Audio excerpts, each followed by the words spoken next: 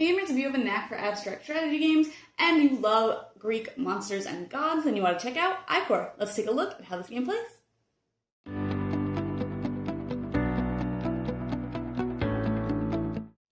In this game, one player will play as the gods and the other as the monsters, and they will each have 6 figures, and they'll be trying to place all of their tokens onto the board in order to win.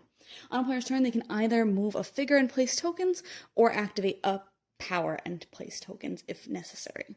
So if they're going to move a figure, they can move their figure one or more spaces in a straight line. So I might choose to just move this straight here, and then they'll put tokens out in the starting space and all spaces that they pass through.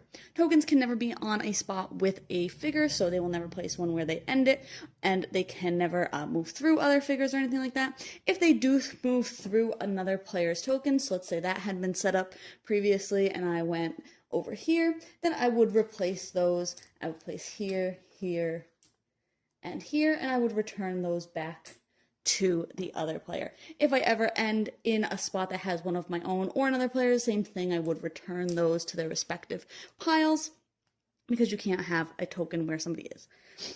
Then you could also, instead of moving by those directions, you can also instead activate one of your powers. But powers are once a game, so once you use it, you will flip it over to indicate that you can't use it again.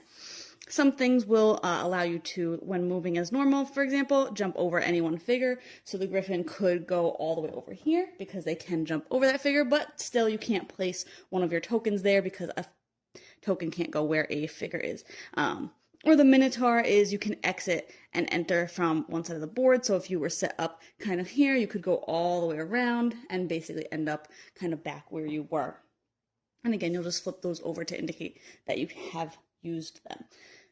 If a player is able to get all of their tokens onto the board, then they will win, and their score will be however many tokens are left on the other player's side. Then players can switch roles and try the other powers and everything, and then whoever has more points after the 2 games wins. If there is a tie, then whoever won the second game will win overall.